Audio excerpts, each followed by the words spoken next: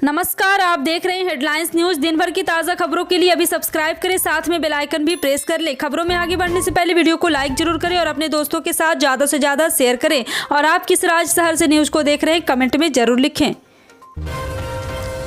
देश भर में हो रहे विधानसभा चुनाव की वोटिंग खत्म होते ही मंगलवार से सरकारी तेल कंपनियों ने आम जनता को झटका देना शुरू कर दिया है। सरकारी तेल कंपनियों ने सीएनजी की कीमतों में इजाफा कर दिया है। दिल्ली एनसीआर समेत कई शहरों में सीएनजी की कीमतों में इजाफा हो गया है। वहीं कुछ शहरों में पेट्रोल डीजल की कीमतों में भी तेजी देखने को मिली है। 8 मार्च यानी कि देश की राजधानी दिल्ली से सीएनजी की कीमतों में इजाफा देखने को मिला है और राजधानी में सीएनजी की कीमतों में 50 पैसे का इजाफा देखने को मिला है। इसके अलावा नोएडा और गाजियाबाद की बात करें तो यहां पर 1 रुपये प्रति किलोग्राम का इजाफा देखने को मिला है। कांग्रेस ने उत्तराखंड में एग्जिट पोल सामने आने के तुरंत बाद ही ऑब्जर्व की टीम तैनात कर दी है ताकि दूसरे दल कांग्रेस नेताओं के तोड़ने की कोशिश न करें। इसके साथ ही पार्टी ने बागियों से भी संपर्क स्थापित किया है। सूत्रों ने यह जानकारी दी है कि इस बीच कांग्रेस के वरिष्ठ नेता हरीश रावत ने 10 मार्च को पूर्ण बहुमत मिलने का दावा किया है। समाचार एजेंसी एएनआई के साथ बातचीत में कांग्रेस के वरिष्ठ नेता हरीश रावत ने कहा है कि हमें किसी विकल्प पर विचार करने की आवश्यकता ही नहीं है। हमें सरकार बनाने के लिए पूर्ण बहुमत मिलेगी और हम सरकार बनाएंगे। लोगों ने परिवर्तन के लिए वोट दिया है। मौजूदा समय में नवी मुंबई महानगर पालिका के क्षेत्र में कोरोना का असर कम हो रहा है, जहां अब यहां पर हर दिन दहाई की संख्या में भी कम नए मरीज मिल रहे हैं। वहीं इस बीमारी से होने वाली मौत पर लगाम लगी है, जिसे देखते हुए नवी मुंबई महानगर पालिका कमिश्नर ने इस संबंध में महानगर पालिका के संबंधित विभाग के अधिकारियों के साथ विशेष बैठक की, जिसमें वासी स्थित सिडको कोविड सेंटर को छोड़कर बाकी से अन्य 16 कोविड सेंटरों को बंद करने का निर्णय लिया है।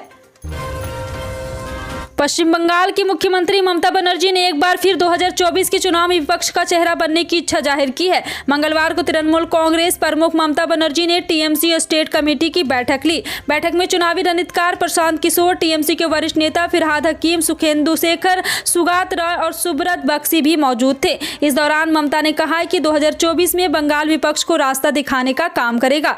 ममता ने आगे कहा कि विपक्ष के नेताओं को एकजुट होकर बिहार, यूपी, हरियाणा, राजस्थान, त्रिपुरा और दूसरे राज्यों में भी खुद को मजबूत करना होगा। आने वाले समय में टीएमसी के नेता इस राज्यों में पहुंचेंगे। बैठक में ममता ने ई स्टेट कमेटी का भी गठन किया। भारतीय जनता पार्टी से निलंबित नेता जयप्रकाश मजूमदार ने मंगलवार को सत्तारूढ़ तृणमूल कांग्रेस का दामन थामकर भाजपा को बड़ा झटका दिया है। वह पिछले कुछ महीनों से पश्चिम बंगाल में भगवा दल के नेतृत्व की लगातार आलोचना कर रहे थे। मजूमदार का टीएमसी का प्रदेश उपाध्यक्ष नियुक्त किया गया है। मजूमदार नजरुल मंच में पार्टी की संगठनात्मक बैठक के दौरान मुख्यमंत्री और टीएमसी प्रमुख ममता बनर्जी की मौजूदगी में सत्तारूढ़ दल में शामिल हुए। सरकार ने अनुसूचित अंतर्राष्ट्रीय उड़ान सेवाएं 27 मार्च से फिर शुरू करने का फैसला किया है। कोविड-19 महामारी की वजह से अंतर्राष्ट्रीय उड़ानें करीब 2 साल से बंद है। नागर विमानन मंत्रालय के अधिकारियों ने मंगलवार को यह जानकारी दी। कोरोना वायरस के प्रकोप के कारण देश में अनुसूचित अंतर्राष्ट्रीय उड़ान सेवाएं 23 मार्च 2020 से स्थगित थी। हालांकि जुलाई 2020 से करीब 35 देशों के साथ एयर बबल व्यवस्था के तहत भारत से अंतर्राष्ट्रीय उड़ानों का परिचालन हो रहा है।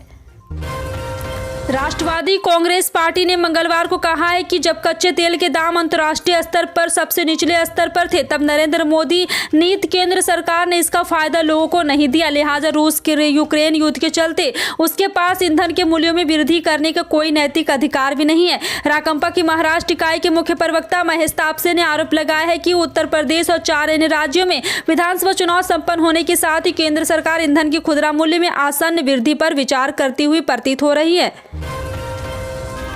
शिवसेना के सांसद संजय राउत ने प्रवर्तन निदेशालय यानी कि ईडी को भारतीय जनता पार्टी बीजेपी बताया है। जी हां, आपको बता दें कि उन्होंने कहा है कि मैंने अधिकारियों द्वारा जबरन वसूली का रिकॉर्ड पीएम को दिया है। संजय राउत ने यह भी कहा है कि मुंबई पुलिस ईडी के अधिकारियों के खिलाफ जांच करेगी और मुख्य अधिकारी जेल भी जाएंगे। संजय राउत ने कहा है कि ईडी के कुछ अधिकारी बीजेपी के टिकट पर चुनाव लड़ रहे हैं। ईडी बीजेपी का एटीएम बन गया है और मैंने पीएम को इन अधिकारियों द्वारा जबरन वसूली का रिकॉर्ड दिया है।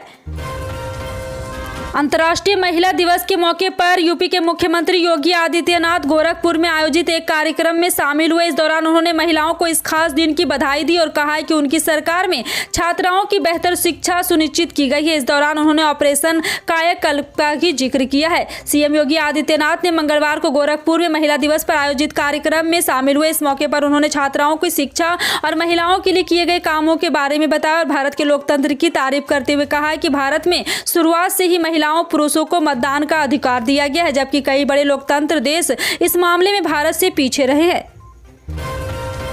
ज्यादातर एग्जिट पोल प्रदेश में बीजेपी की सरकार बन रही है, लेकिन बिहार में नेता प्रतिपक्ष तेजस्वी यादव को पूरी उम्मीद है कि यूपी में अखिलेश यादव की अगुवाई में नई सरकार बनेगी। उन्होंने तंज कसते हुए कहा है कि बीजेपी को एग्जिट पोल का लड्डू खा लेने दीजिए, जीत का असली लड्डू तो अखिलेश यादव ही खाएंगे। जी हां, आपको बता दें कि दरअसल आरजेडी नेता तेजस्वी यादव पटना में पत्रकारों से बात कर रहे थे। एक सवाल के जवाब में तेजस्वी यादव ने कहा कि एग्जिट पोल का लड्डू खाने दीजिए, लेकिन जीत का लड्डू अखिलेश यादव खाएंगे। एग्जिट पोल के दावे पर तेजस्वी यादव ने कहा है कि क्या बीजेपी मानती है कि बिहार में जब एग्जिट पोल आया था तो हमारी सरकार बनती थी। आगे कहा है कि क्या बीजेपी के लोग मानते हैं कि हमारी सरकार बन ही गई थी, लेकिन ये लोग चोर दरवाजे से सत्ता में आए थे। आगे उन्होंने कहा है कि ऐसे में यूपी के लोगों को सतर्क रहने की जरूरत है, ये लोग किसी हद तक जा सकते हैं।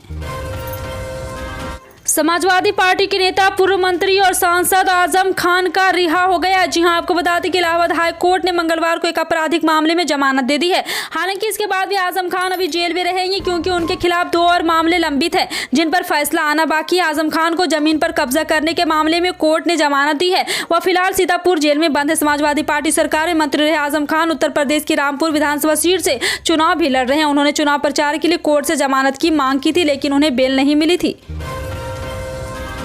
उत्तर प्रदेश विधानसभा चुनाव में 7 चरणों के मतदान के बाद लोगों को अब 10 मार्च का इंतजार है, जिस दिन मतों की गिनती होगी। इस चुनाव परिणाम पर बिहार की नजर भी है। बिहार के सत्ताधारी राष्ट्रीय जनतांत्रिक गठबंधन के 2 घटक दल जनता दल और विकासशील इंसान पार्टी ने भी यूपी चुनाव में अपने उम्मीदवार उतारे थे। ऐसे में माना जा रहा है कि यूपी चुनाव में भाजपा की जीत और हार दोनों परिस्थितियों में यहाँ की सियासत प्रभावित होगी। वैसे 7वें चरण के मतदान बाद विभिन्न टीवी चैनलों द्वारा एग्जिट पोल भाजपा को बहुमत मिलते दिखाया है, जिससे बिहार भाजपा में उत्साह है, जबकि राजग के अन्य घटक दलों में भी हलचल है। यूक्रेन के सूमी में फंसे सभी भारतीयों को सुरक्षित निकाल लिया गया है। विदेश मंत्रालय ने प्रवक्ता अरिंदम बागची ने ट्वीट कर इसकी जानकारी दी। बागची ने बताया कि सभी भारतीय फिलहाल पोलतावा के रास्ते में है, जहां से वह पश्चिमी यूक्रेन के लिए ट्रेन पकड़ेंगे। इन लोगों को भारत लाने के लिए ऑपरेशन गंगा के तहत फ्लाइट की व्यवस्था भी की जा रही है। नागरिक उड्डयन मंत्रालय ने कहा कि यूक्रेन के पड़ोसी देशों से भारतीय नागरिकों को बचाने के लिए ऑपरेशन गंगा के तहत सुचावा से 2 SPL नागरिक उड़ानों द्वारा 410 भारतीयों को एयरलिफ्ट किया गया है। इसके साथ ही 22 फरवरी 2022 से शुरू हुई विशेष उड़ानों के माध्यम से लगभग 18,000 भारतीयों को वापस लाया गया है। राज्यसभा और लोकसभा के बजट सत्र का दूसरे भाग 14 मार्च सुबह 11 बजे से शुरू होने की संभावना है। इस दौरान दोनों सदन संबंधित सदनों के कक्षों और दीर्घाओं का उपयोग वैसे ही करेंगे जैसे पहले होता है। सूत्रों के अनुसार राज्यसभा अध्यक्ष लोकसभा अध्यक्ष ने सत्र के दूसरे भाग के लिए बैठने की व्यवस्था पर चर्चा की है। दोनों सदनों के महासचिवों ने देश में कोविड की तीसरी लहर में कमी और व्यापक टीकाकरण के संदर्भ में भी इस मुद्दे पर चर्चा की है। भारतीय मौसम विज्ञान विभाग ने गुजरात में 10 मार्च तक के लिए बारिश का अलर्ट जारी किया है। नए पश्चिमी विक्षोभ के सक्रिय होने से गुजरात क्षेत्र में बारिश होगी। 11 मार्च से मौसम साफ रहेगा और तेज धूप निकलेगी। इसकी वजह से गर्मी का प्रकोप देखने को मिलेगा। इस बीच राज्य में अधिकतम तापमान 37 डिग्री तो वहीं न्यूनतम तापमान 21 डिग्री सेल्सियस के पार पहुंच गया है। दूसरी तरफ गुजरात में वायु गुणवत्ता सूचकांक ज्यादातर शहरों में संतोषजनक श्रेणी में है। जी हाँ, आपको बता दें कि गुजरात में लगातार गर्मी और ठंडी जैसे लगातार समस्याएं झेल रहे हैं। फिलहाल आपका इन सभी खबरों पर क्या कहना है कमेंट सेक्शन में टाइप करके जरूर बताएं। पल पल की अपडेट जानने के लिए जुड़े रहें आप अपने हेडलाइंस न्यूज के साथ। मिलते हैं अगली बड़ी खबर में, तब तक के लिए जय हिंद।